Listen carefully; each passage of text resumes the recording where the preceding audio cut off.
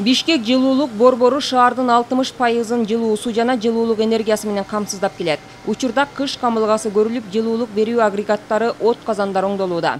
За место устаревшего оборудования поставили новый котел Аргус. От казандарды оңдоо иштери жана камылгалар эрежеси менен өз маалында жүрүп жатат. Биз 2016 жылдан бери Аргус жабдуусу менен иштеп келебиз. Ал газдын жардамы менен жылуулук өндүрүп, буга байланыштуу жеп абоненттерин тейлөө сапаты кыйла жакшырды. Анткени көмүр электр энергияларына караганда газ керектүү экологиялык таза, зыянсыз, анан калса заманбап чечим болуп саналат.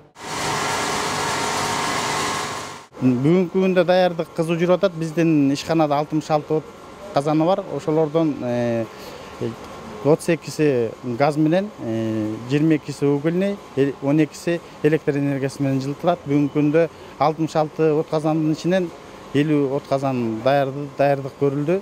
Калганын болсо Кудай буйрса 1-сентябрга чейин бүткөрүлүү пландарыбыз бар.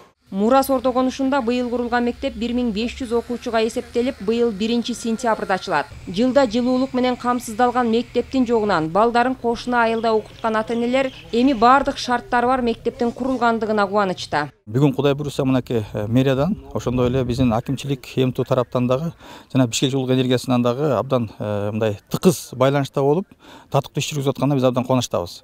Бүгүн ошол кышкага даярдыгы дагы жакшы. Бул төп келген ушул биздин жана кызматкерлер дагы абдан сапаттуу иштеп жаткандыгы биз бүгүн жеке өзүбүз Мурасовдун тургуну катары дагы карап жакындан билип атабыз.